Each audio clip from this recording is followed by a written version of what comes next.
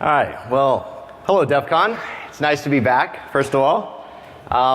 Thank you very much for showing up, and welcome to Crypto for Hackers, a cool little talk I put together.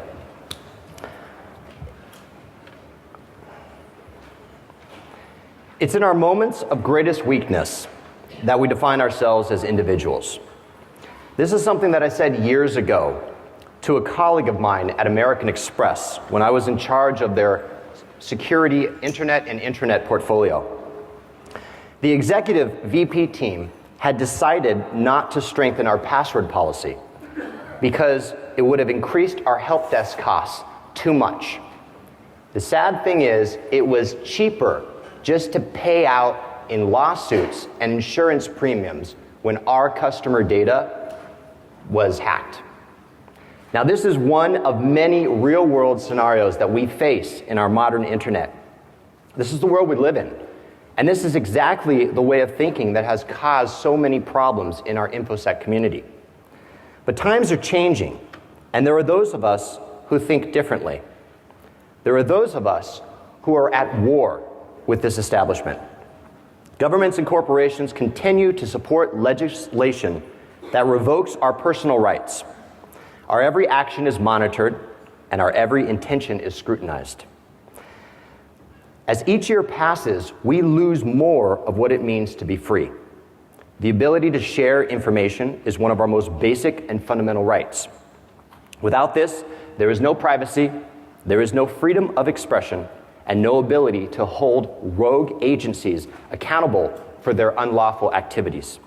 As long as governments and corporations can eavesdrop on our communications, we live in a constant state of fear. But we have the power to change the future. We are hackers, we are programmers, we are members of the InfoSec community, and we are strong and we are smart. We are far smarter than they are. And this is what makes them afraid, and this is what scares them. Ladies and gentlemen, I'd like to introduce you to a very dear friend of mine. He's a business partner as well. He's a visionary in the field of information security and privacy. Truly a man who needs no introduction, my good friend, the one and only Mr. John McAfee.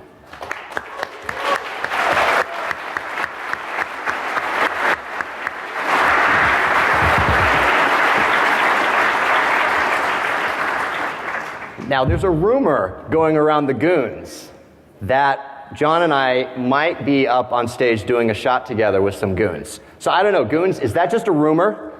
Proctor? Sorry, I think I threw off his timing. Okay, I threw off Proctor's timing. Sorry about that. So it's not a rumor. All right, so welcome Proctor, an awesome goon who has some alcohol for us. Proctor.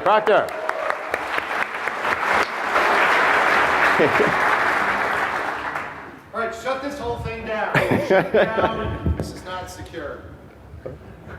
By the way, I am really John Smith. I'm no relation to the McAfee that just got out of jail the other day. So. None. Sir, are you a new speaker at DEF CON? I'm afraid I am. And what do new speakers do? Drink! That was a lie. I actually keynoted last year. All right, now out. Oh God.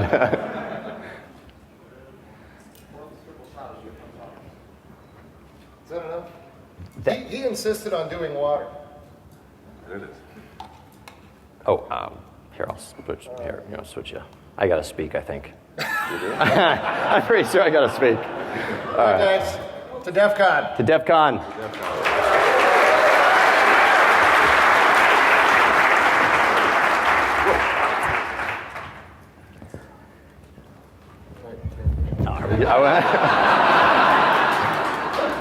Are we really doing a selfie? Is that what's happening? Okay. Thank you. I am very proud, by the way, today to be standing on stage with Eijah. I noticed Eijah at Hack Miami, and he seemed to have no life whatsoever. It's true. Which is absolutely true. Absolutely. Which is indicative of a man who is dedicated to the work that he is doing. And I have never seen a more dedicated programmer than the man standing next to me. Thank you.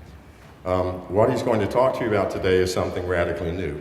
Social encryption, which to me is the closest thing to electronic magic that I've ever seen. You'll be talking about that, right? Absolutely, sir. I'm on the right stage. Yes, we'll talk about the last 15 minutes. We'll talk about social crypto. Yeah. All right, good.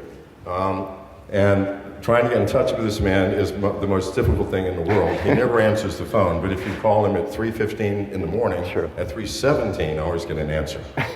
So he works constantly. Yeah. A brilliant programmer, and I'm very proud to be working with him. Thank you. I think the Demon Saw project, which is under the umbrella of Future Tense now, as one of our partners, is one of my favorite projects.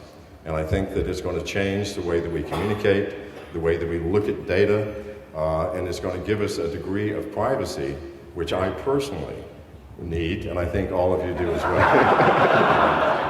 So, and without further ado, I'm going to give this back to the man of the hour, and thank you very much for inviting me on stage, my friend. Oh, you're welcome. Thank you, sir.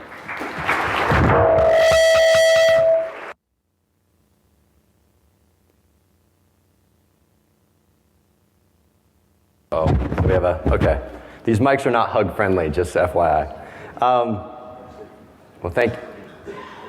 John, thank you very much. That was a very kind introduction, and I may have screwed this up. So if I screwed this up, goons, come get me. So what I want to do before I start about crypto for hackers, because I think this is a really exciting 101 talk, and thank you very much for packing the room. I love being here at DEF CON. I love speaking. I love interacting with you guys. And by the way, if anyone wants a beer, once this talk's over, my schedule totally frees up and my stress level drops like 4,000%. So I would love to have a beer with you and just chat about security or Demon Saw or anything. Chat about why blue is a better color than red, or it doesn't matter, but we can talk. But one thing I want to point out is John and I had a pretty fucking crazy idea a few weeks ago. And we thought, let's throw the biggest awesome party at DEF CON that has ever happened. Can we do it in just a couple of days? So in a couple of days, we pulled together this party. If you go to demonsaw.com or defconparties.com, there's an Eventbrite link. We can have up to 5,000 people before Hustlers Strip Club is in violation of fire code. So I think we can make it. In fact, I think we're at least 1,500, almost 2,000 now. So go there, sign up. It's a free party tonight at 10 p.m. And there's free buses, free limo service from Bally's. All the information is on DEF CON Parties. All the information is on Demon Saw. We would love for you guys to show up. Well, thank you. Thank you. So there's going to be some free beer. You have to take the bus and the limo, some sort of contractual agreement Hustlers have. I don't understand it. But there's a number that we'll tweet out for free limo pickup. So that's not bad either. But show up, party with us. We rented out the entire rooftop floor, and we'll have free booze. And then once all the free booze runs out, about 20 minutes probably, knowing this crowd, it'll be $5 beers and $5 shots for the whole night, not $12 strip club prices. We negotiated that just for you guys. So join us. We'll be there, and it will be awesome. All right, enough about that. Also, if you want to get a picture with John or a picture with me, the place to do that is at that party. There's a lot of people here. It's overly congested because there's some safety issues. So if you want a picture, we ask that you please don't come up to John after this. But at the party, we're going to be there, and we'll be there as long as you guys are there. If you're there till 4 a.m., we'll be there. So if you want a picture with John or with me, we'll totally do it at the party. So just keep that in mind. So who am I? My name is Eijah. Is that my real name? It's my real name here. So I'm a founder of Demon Saw. I'm the founder of Demon Saw, which is a new type of secure and anonymous information sharing platform. Version 1.0 was launched last year at DEF CON. Version 2.0 I launched late last night. It is a brand new type of information sharing platform that allows you to share your files securely and allows you to share your communications securely. Chat securely, share securely. There's no infrastructure, there's no peer-to-peer. It's unlike anything you've ever seen before. It's a little bit of Tor, a little bit of BitTorrent, it's a little bit of Dropbox thrown in. It really looks like a cookie recipe gone crazy, but it works, and it's secure, and there's no infrastructure. I don't log, I don't track, there's no ads, I don't make any money. I've never made a dime off of Demon Saw. I do it, I work 100-hour weeks. Part of that is Demon Saw, just to make something that we can protect our privacy. So I get nothing out of it except knowing that we're secure. I'm also a senior programmer at Rockstar Games. So yes, I have just outed myself right here at DEF CON 23. I am a senior programmer, and I worked on Grand Theft Auto 5, and I worked on Max Payne 3. I lived in Europe for almost a year, finishing up GTA 5 on PS3 and 360. John was very kind in his words. I've been a programmer for a long time. I'm passionate about code, and I'm passionate about hacking. And I'm also a part-time hacker in my free time. My lawyer told me that I should preface the next phrase with, I may or may not have been involved with the original Blu-ray hack where the device keys were released to the world. So I may or may not have been Atari Vampire who released the first set of device keys for Blu-ray and HD DVD a few years back. So now my lawyer will be happy. So obviously I'm somebody who's obsessed with security. I'm somebody who's obsessed with privacy. Now, last year at DEF CON, I spoke about the modern internet, and I spoke about how we'd given up our control and our privacy was at risk in exchange for convenience. This year, rather than focus on the sad, dark times we've seen ourselves thrown into in the last 10 years, I'd like to talk about the future and what we can do to regain control and change our future. Because everything in this talk is about empowerment of the individual and making us stronger. I have a shirt on, and you'll see what it says in a few minutes, and I'll be giving a bunch of these away today. But as the weeks went on last year, I started thinking more about the role of crypto that it plays in secure communications. And I thought about how traditional security was based around the infrastructure. So if you really think about this traditional security model that we've had for 30, 40 plus years, it's based around authorities and trust. It's based around these trusted nodes, call them key stores or authoritative sources or certificate authorities or identity providers or whatever you want to call them, all that they can be called. But it's these pieces of hardware and software that we trust for some reason. And when we want to authenticate or authorize, we access these individual centralized nodes that then verify our identity. Well, this model of trust is not ideal and not scalable for social networks and for individual sharing. It just doesn't work. PKI and strong crypto is just too difficult. Exchanging billions of keys to securely communicate in a large group is too much work. And even key stores don't solve this problem. It's painful to be secure in our modern age. Crypto is hard. It shouldn't be that way. So becoming powerful again and empowering the individual really starts with making crypto easy. Now I want to talk just for a second about what our world would look like without secrets. Imagine a world where we didn't have privacy. What would that look like? Well, remember, at our core, each one of us are individuals. And we wrap this individual core in layers of social networks. But when it comes down to it, we're still individual people, and we still have dark secrets that we want to protect. So a world without secrets would be an extremely dangerous place. It'd be fragile, where everything is known about everybody. Even the most wandering thoughts of disobedience would be dealt with in the most serious of ways. In such a world, there would be no freedom, no joy, no anticipation of learning new things. There'd be nothing to live for. It'd be dismal and bleak. Society would crumble, and our existence would be meaningless. Okay, now that's pretty dark statements, right? But if you really think about secrecy and you really think about privacy, we cannot survive without privacy. So crypto is our strongest weapon. It was considered a military weapon in the US until 1992. Oh, by the way, this is Picard. This is the worst facepalm in the world. It's called a peekaboo facepalm. I'm sure you realized it. It's where it's so bad you facepalm and then you peekaboo to make sure it's just that bad. So it's, it's really bad facepalm. So crypto can be used as both an offensive and a defensive weapon. We can focus our attacks and we can protect our assets. A poor crypto implementation, as in the case of the AACS hacks a few years back, can totally ruin a specification or a protocol or a company or even an app. There's been a lot of news lately in the UK and the US about very, very foolish individuals like David Cameron, the Prime Minister of the UK. Anybody know David Cameron? Okay, all right, yeah. All right, foolish man. There's also another guy who doesn't get it, James Comey. FBI director. Anybody know James? Once again, a guy who just doesn't understand it. Both of these gentlemen have advocated either for decreasing the amount of encryption or providing backdoor access to the feds. Now, to be honest, the feds never make a mistake. I'm being facetious right now, by the way. The feds never make a mistake with respect to crypto, right? It's not like 21 million records have just been leaked in an OPM hack recently, right? That would never happen. So we can't trust the feds to protect our stuff either. The trick is becoming more powerful. We have to be empowered, we have to take control, and we have to be authoritative.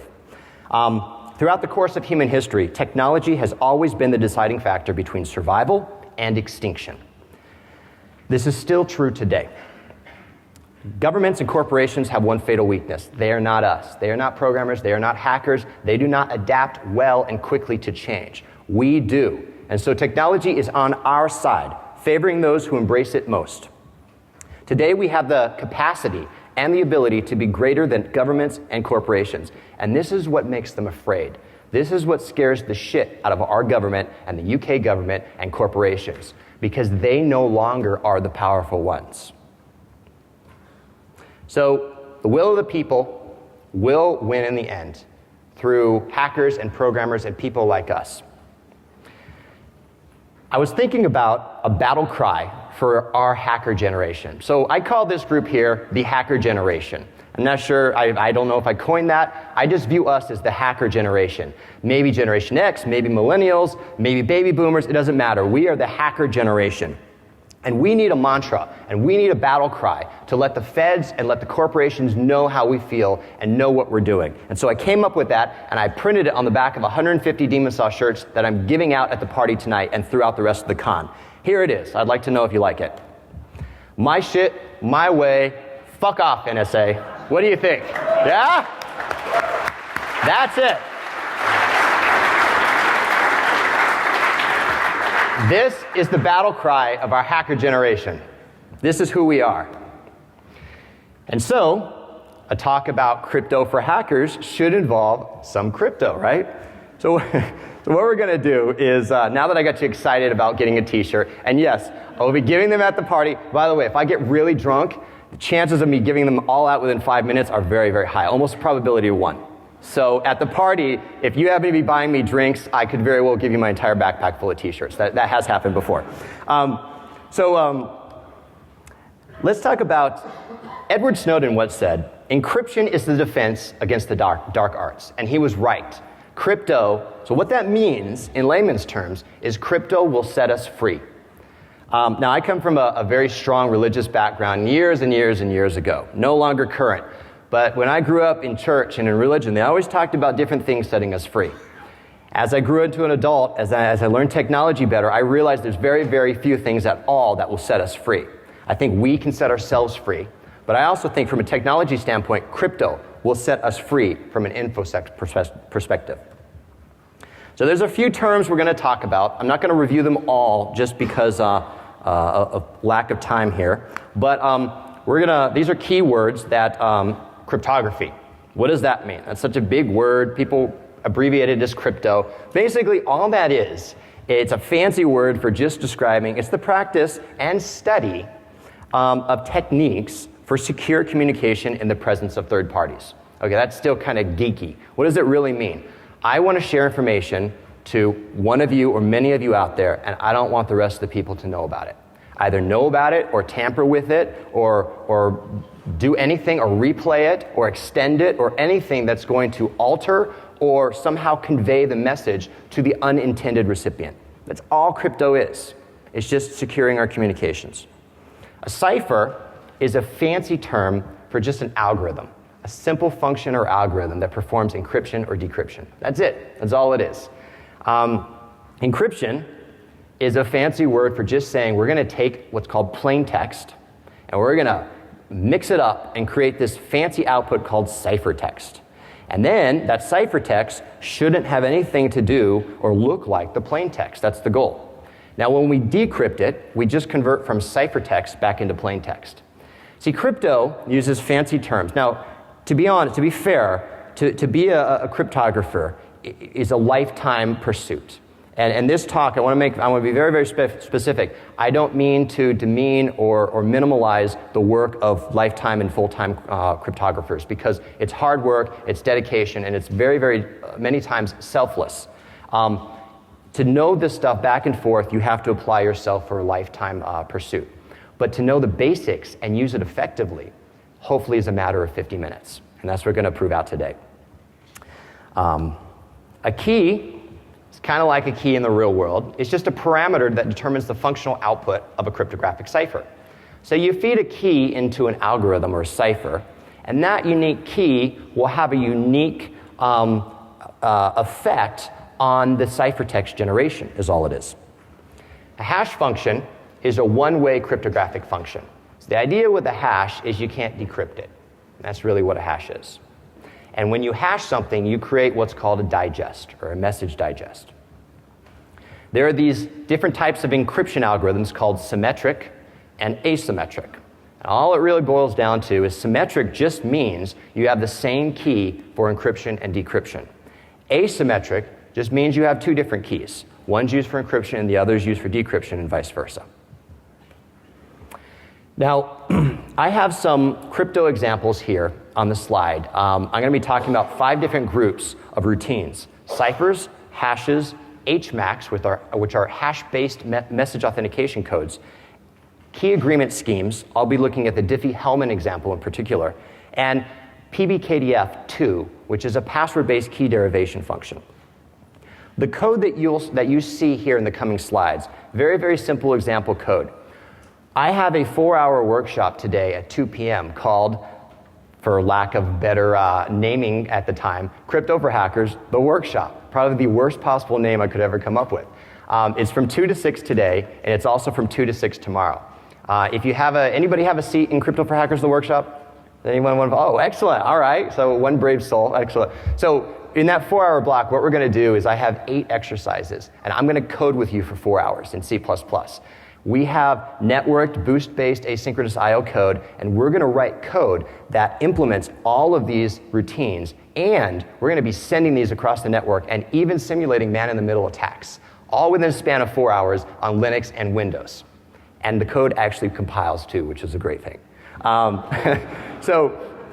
So for that workshop, I've written something called Daemon Crypt. And Daemon Crypt is the core class library that Daemon Saw uses. And all it is a lightweight C++ class wrapper around some of the more common Crypto++ libraries. So the real powerhouse behind Daemon Saw is the open source Crypto++. Daemon Crypt is just a user-friendly wrapper that makes encrypting a 2-line affair rather than an 8 to 10-line affair. So we'll be going through all this code later today. It's going to be a lot of fun. I'm most excited about coding with you guys in the workshop. I'm a programmer. I love coding. So if you can't tell, I'm excited. So thank you for being brave. So t-shirt for you. All right. So let's talk about some of these routines. As we mentioned before, a cipher just encrypts or decrypts, right? Ciphers are not new. A lot of people don't realize that cryptography has been around for thousands of years in some basic form of another. For exercise 1 in the workshop, we're going to be implementing what's called Caesar's cipher, which is depicted in that graphic there. An extremely complex and robust cipher by which you shift characters over by n number of spaces. Totally no one's going to break it, I can tell, especially since I'm limiting the amount of shifts by plus or minus 10.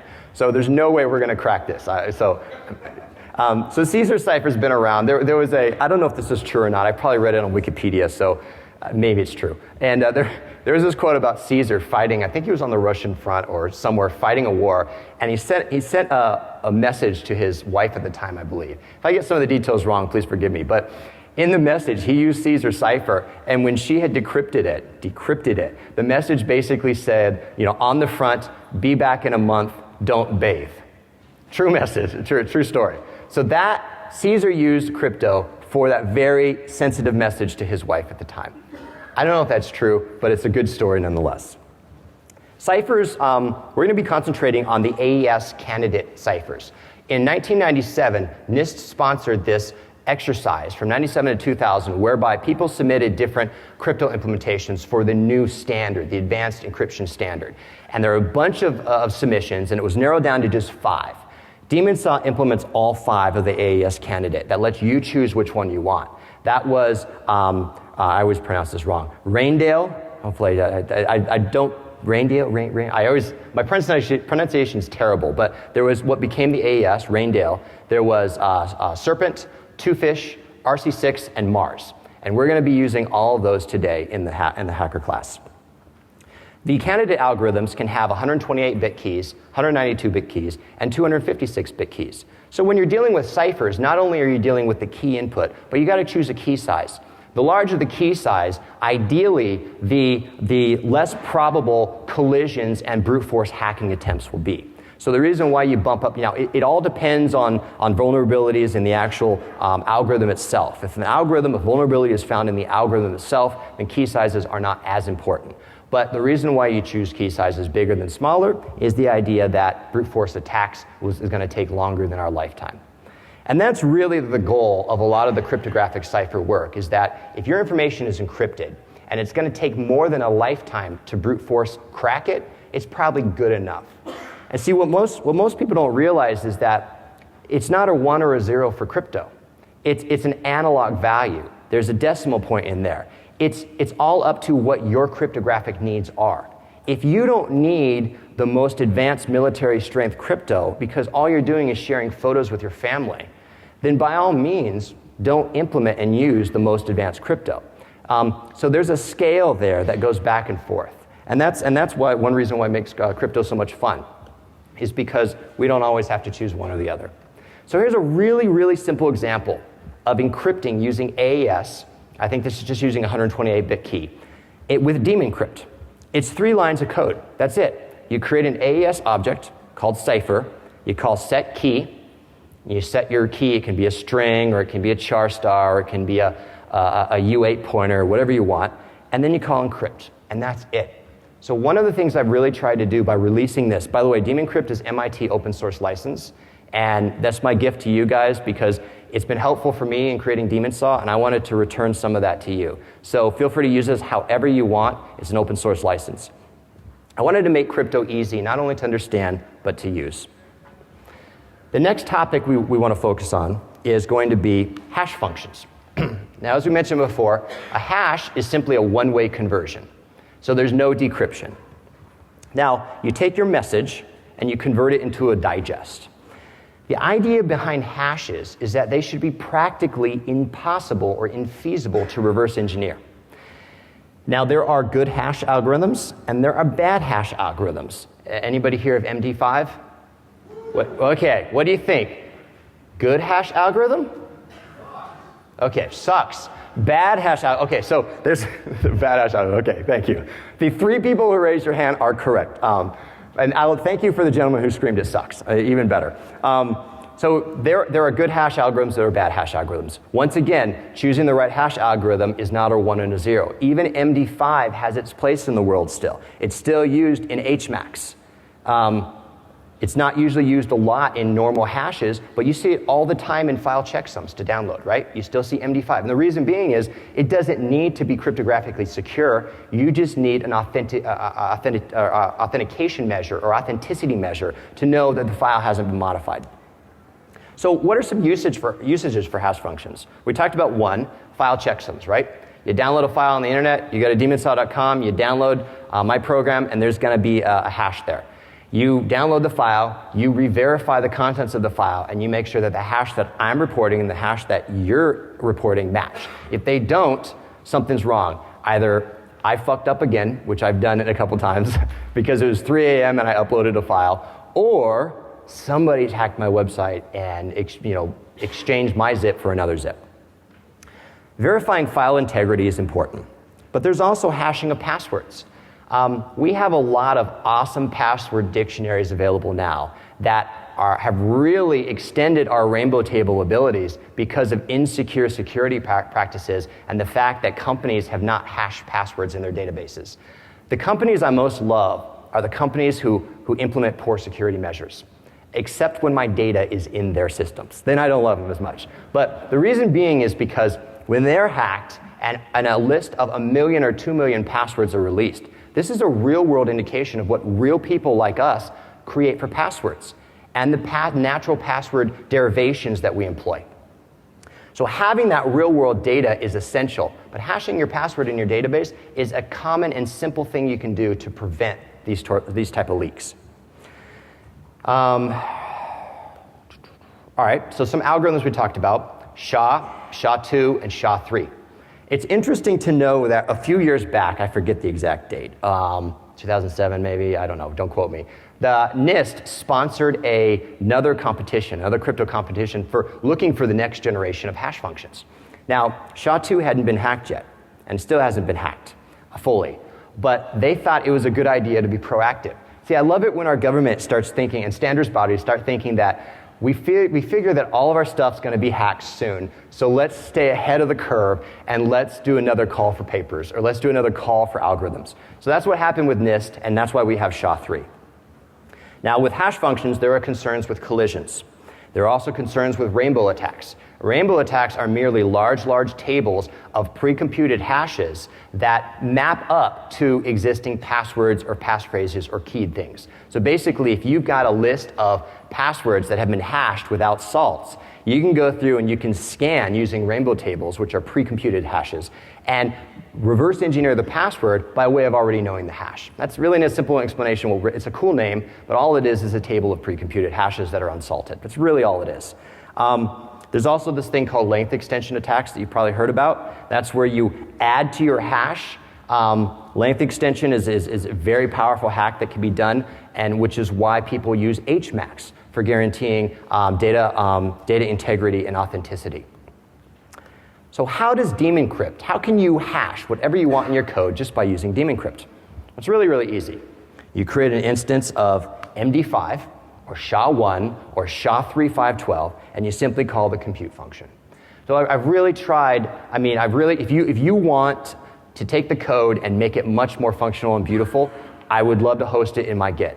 So if you want to modify, in fact, I will be uploading daemon crypt to my Git repository in the next week with full public access, and anybody can modify or review it and request modification access. But if you want to modify it and make it awesome, that's cool by me.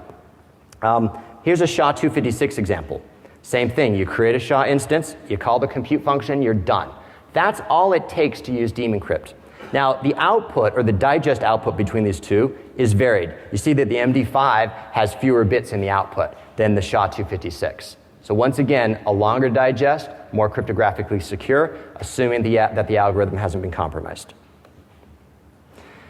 I alluded to this earlier. The next thing on the list is HMACs. What an HMAC is really just, it's a hash-based message authentication code. So what an HMAC is it under the seams, it uses a hash and it applies a key. So what's different between an HMAC and a hash is that the hash can be salted. So you may ask, well, what's a salt? You forgot to talk about salts and hashes. You are absolutely right. I'm so sorry. So when you're hashing a salt, all that means is that you're adding an extra string in the input. So you're varying the input before it gets sent into the hash function. What an HMAC does, which is really, really cool, is it guarantees, or it tries to guarantee, what's called authenticity and data integrity. Now, this talk is probably too short to really get into the benefits. I'm going to talk about that in depth in the workshop. But what authenticity is really authenticity is an indication to me as I receive a message that this came from the intended origin. So I somehow know that this is coming from at least the point of origin. I don't know it's trusted. I don't know that the person that sent it is really the person that I expect to have pressed the enter key. But I know it came from the point of origin, or at a minimum, they had access to the same key that I have access to generate the HMAC. Data integrity is the idea that the message hasn't been tampered in payload. So an HMAC allows us to shove a key into the hash and generate this output that hopefully guarantees those two factors.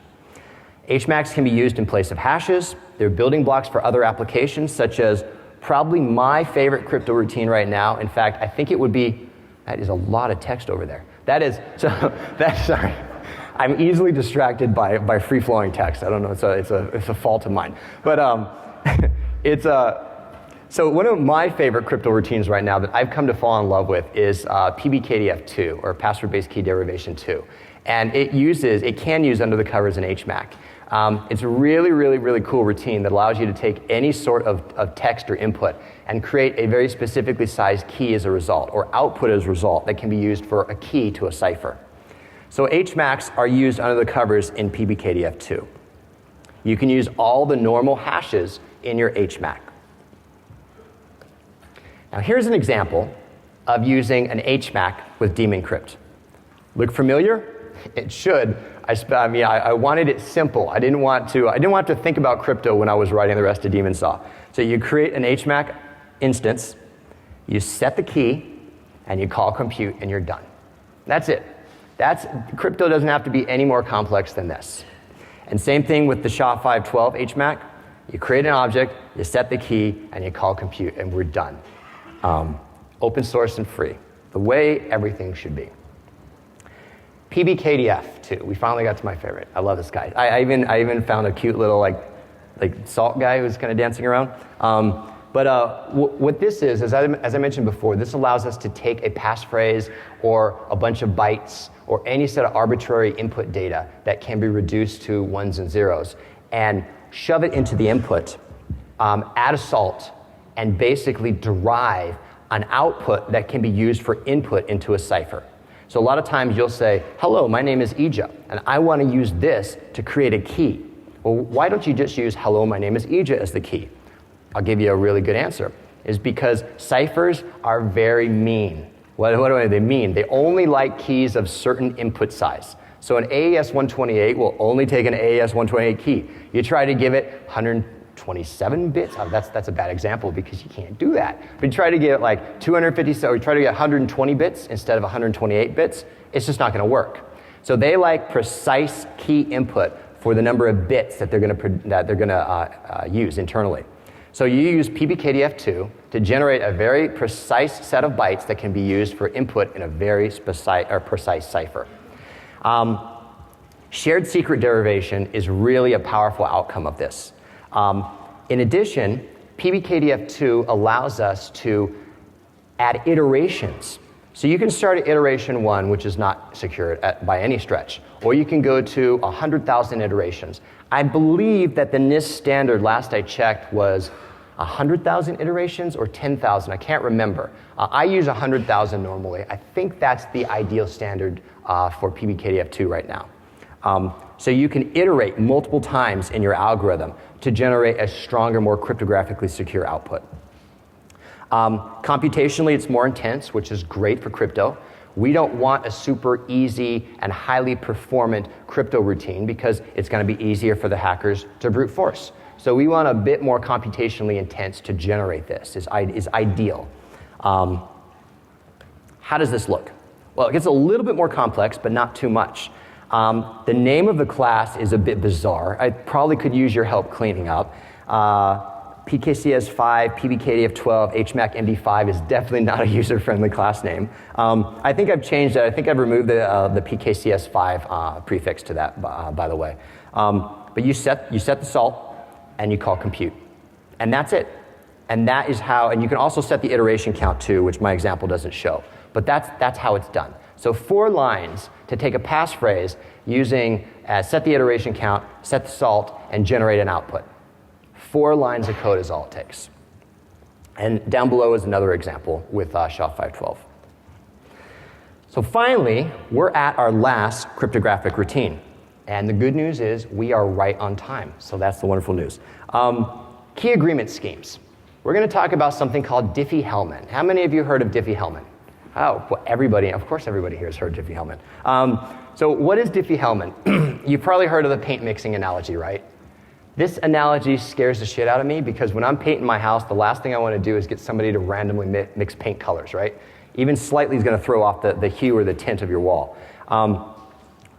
Reason why we need key agreement schemes, and this is based on asymmetric encryption or strong crypto. This will generate a private and a public key, and the end result is to generate a shared key between 2 disparate parties without any sort of key exchange. So what happens is you generate 3 things. That you generate a base, you generate a prime number, and you generate a public key that is sent across the wire. So I generate these three things as well as a private key internally that I hold on to. And basically, I send these to you. You take these as input, and you send me back your public key. Meanwhile, you're mixing my public key with your private key to generate a shared key. When I receive your public key back, I mix it with my private key to generate a shared key. And our shared keys, because of the magic of math and modulus math and prime numbers and all that good stuff, results in being the same key without us exchanging it. Diffie-Hellman is used in a lot of technologies we use every day. So we use it, WPS uses it. Anybody a fan of Reaver? If you know Reaver, you know WPS. Okay, all right, perfect. See, brave people admitting to knowing Reaver. One of my favorite tools, by the way, in Kali.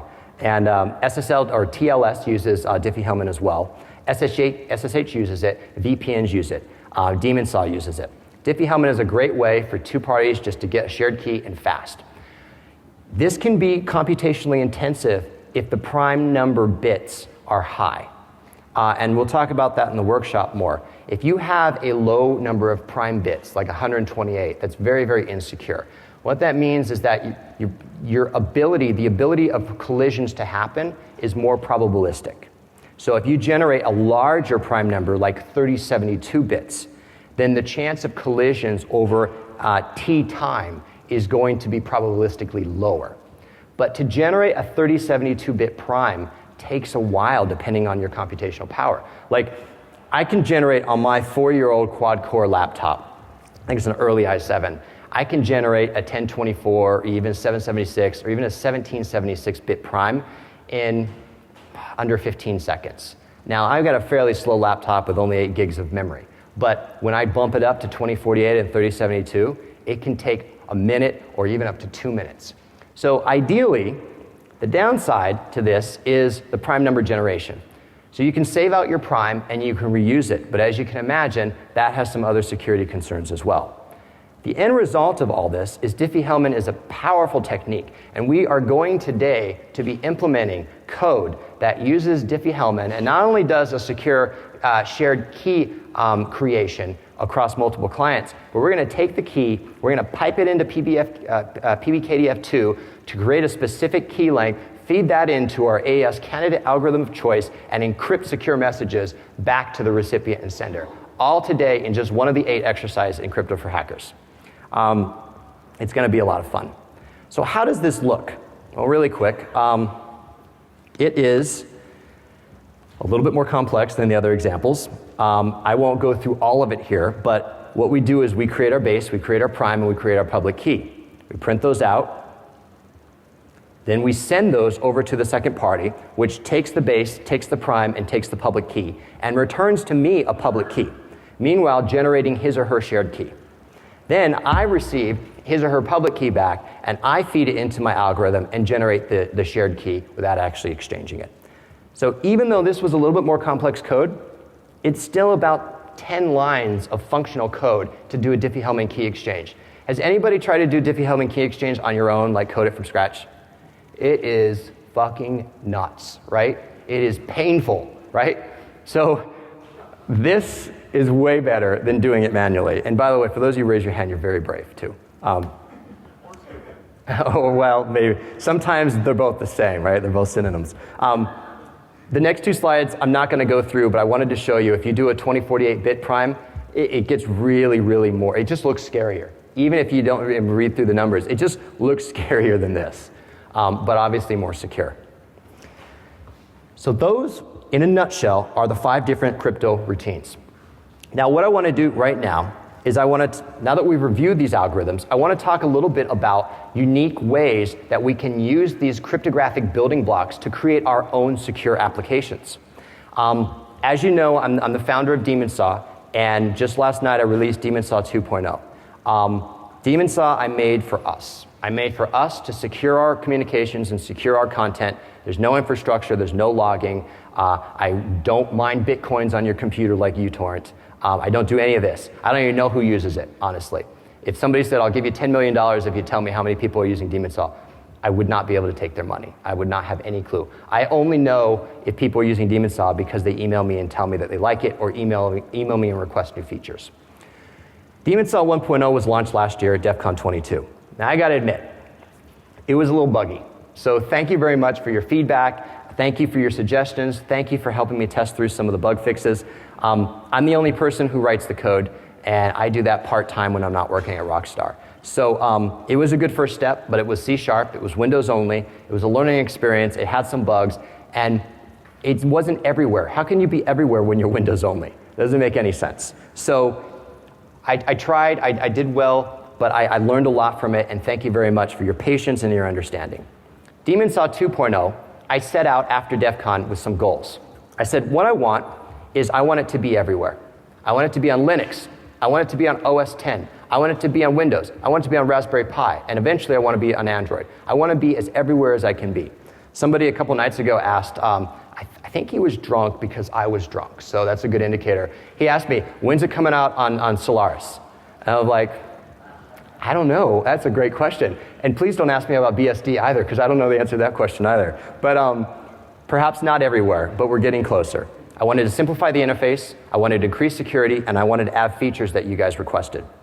The promise with Daemon Saw, and clearly you should still not trust me. You should trust nobody but yourself. But the promise I'm making to you, and I will always make to Daemon Saw, is it's 100% free. There's no ads, not even on the website. There's no callbacks. There's no logging. There's no installs. There's no malware. There's no bundled software.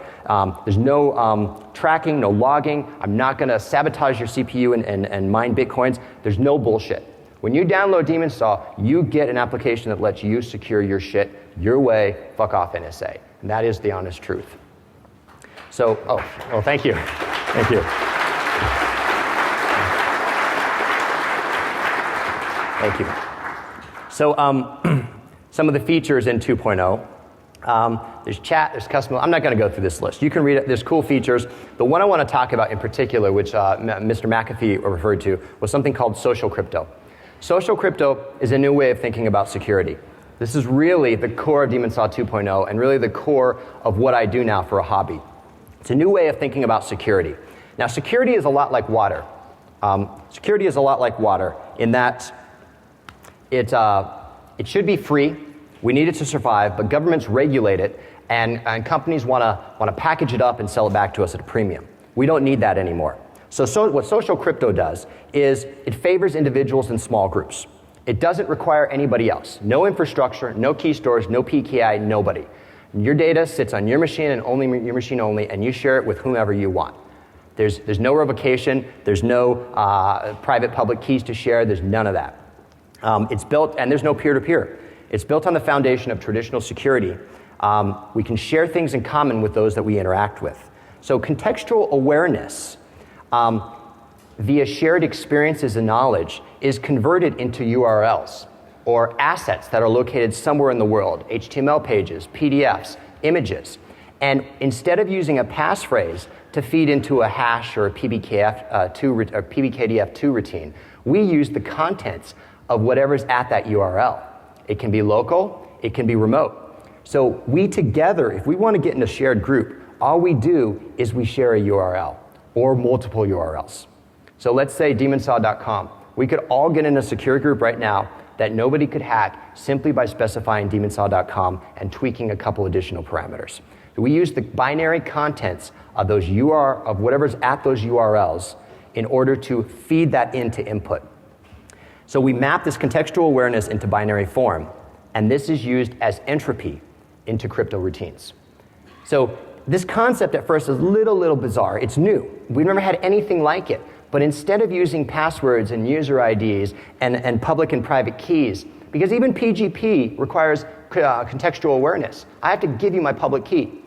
So if we all wanted to email each other in one big group right now, we'd all have to swap public keys. So there's contextual awareness of where my key is stored, or I send it to an email. So even PGP requires contextual awareness.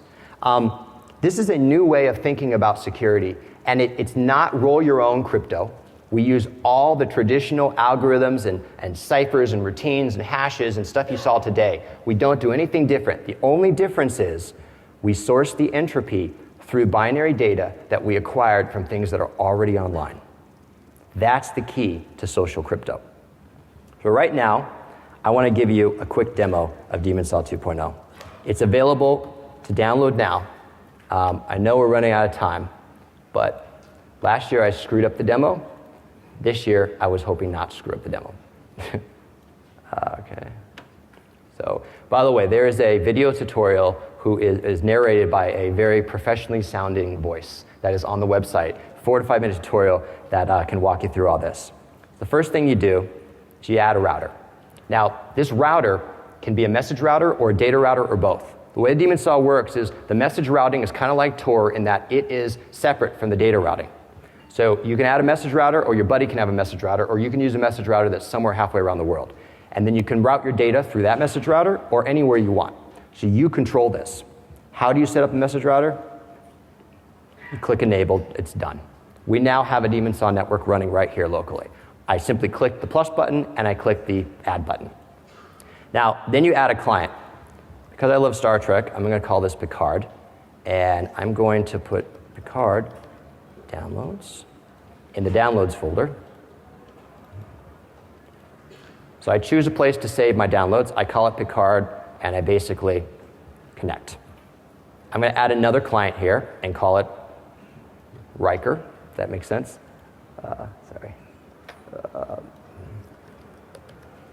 And I'm going to choose for Riker. Oh, screw it. Just type it in.